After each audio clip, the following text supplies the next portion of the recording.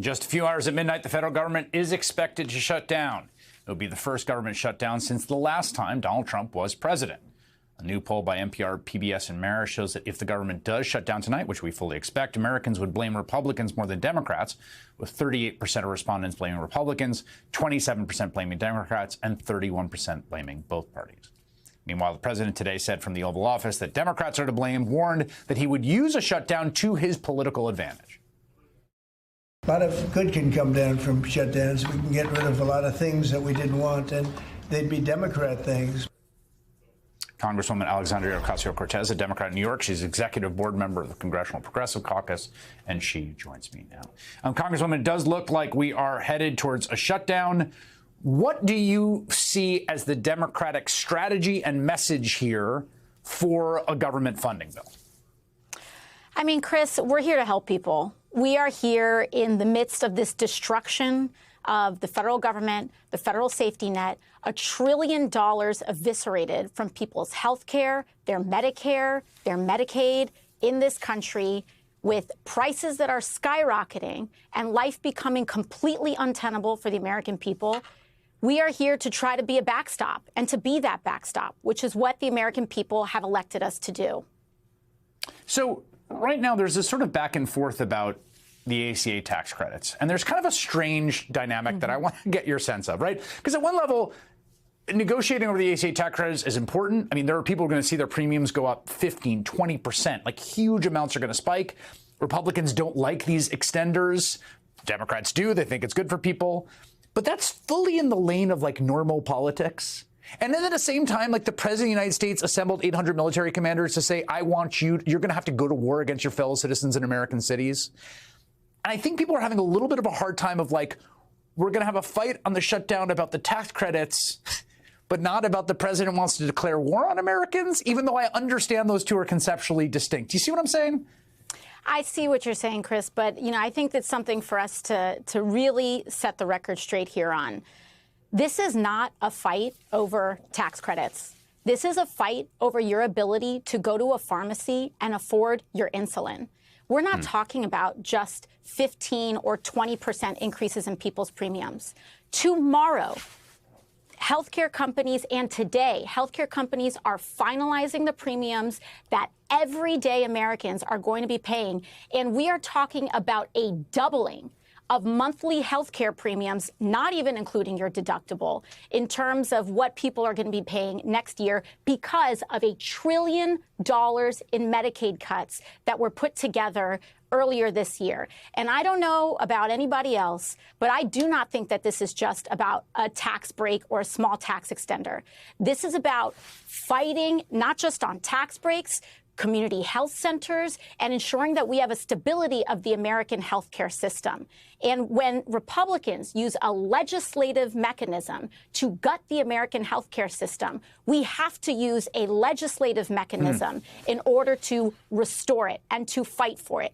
Because at the end of the day, you know, people may talk about tax credits this and tax credits that. What they do understand is when you have insulin and you can't afford it. What they do understand is when your kid has chemotherapy or your spouse gets diagnosed with cancer and you go into a hospital and it doesn't get covered. And you have to choose life and death, what this is about.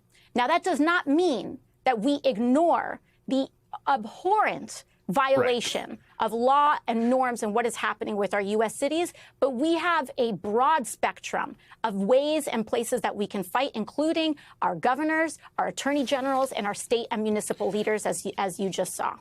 So I just want to make sure I understand this just from your perspective here. So, and I think this is generally the view of congressional leadership as well. You can correct me if I'm wrong. If there was bipartisan compromise, right? If everyone came together, the leaders of the parties, the president, and said, yes, these 5 things, we're going to make sure that these premium supports keep going. We're going to fund community health centers, whatever the sort of asks on appropriation around people's affordable health care. If those were met, Democrats would be a yes. Like that is the box that this is happening in, as opposed to we can't fund a Department of Justice that prosecutes political enemies or whatever else might be out there. Well, let me tell you, Chris, the mechanism by which that deal is locked is not just about agreeing in concept on tax credits. We need to do it with no tricks, no games, and no backdoors, which includes rescissions. And when we talk about rescissions, that is the mechanism that the federal government is using to gut and destroy rule of law across the board. So we are fighting to ensure that health care is protected for every American. But the way that we do that also means that the only way that you guarantee that is by forcing them to adhere to the rule of law, which means eliminating the rescission loopholes that they put in the CR earlier this year, which the Senate unfortunately had caved on then, and we're ensuring that doesn't happen now. Yeah, the quick 10-second version for people that haven't followed this is that, you need 60 votes to get the filibuster to appropriate funds for the government, but they can pass a rescission, which is to claw back some of the money already agreed to by 50 votes. So they have this kind of like cake and eat it too model where it's like, oh, yeah, we'll come together, we'll pass a bipartisan appropriations bill. And then when we've done that, then we'll go and get rid of the stuff we don't like, which just seems like an insane way to negotiate. It's no way to negotiate.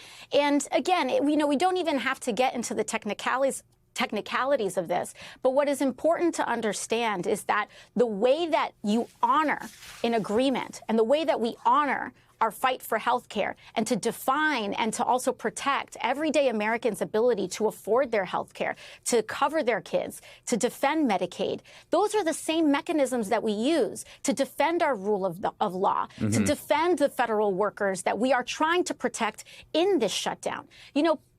Donald Trump is trying to play this bluffing game of, well, maybe what we're going to do is hold all the federal workforce hostage and fire everybody. Donald Trump has been firing everybody. We saw this with DOJ. We've seen this at the State Department. We've seen this at the Department of Justice. They are firing everybody. They are completely eliminating the federal workforce. And in order for us to stop this madness, we have to put a stop to it, and we have to stop enabling their abuse of power, including their use of rescissions. And when we're fighting on their health care, it forces them to act in ways in accordance with the law in other ways, too. Let me ask you this. There are some people I have seen who have the following theory of why Senate Democrats have not cut a deal where they give 8 votes and move along. And that is that Chuck Schumer is worried about a primary challenge from you and is worried about the politics to his left flank. And so because of that worry about a primary challenge, he's going to shut down the government. Ergo, it is AOC's fault that the government's shutting down, or that you're somehow the kind of fulcrum of this. And I want to just ask you straight up, are you planning to primary challenge him? Do you think that's why he's doing this? This is so not about me in this moment. This is about people being able to insure their children. And I will say, because I saw some senators speculating about this, and I saw some Republican members of Congress saying, oh, well, if we have this shutdown, it's because of AOC. Well, if that's the case, my office is open, and you are free to walk in and negotiate with me directly. Because what I'm not going to do is tolerate 4 million uninsured Americans because Donald Trump decided one day that he wants to just make sure that kids are dying because they don't have access to insurance. That's what's not going to happen. And so if those senators think that we're having a shutdown because of me, they're free to enter my office and negotiate, because what we're not going to do is allow all of millions of people in this country to not be able to afford their insulin and their chemotherapy. So come strike a deal with me if that's what they really think is going on.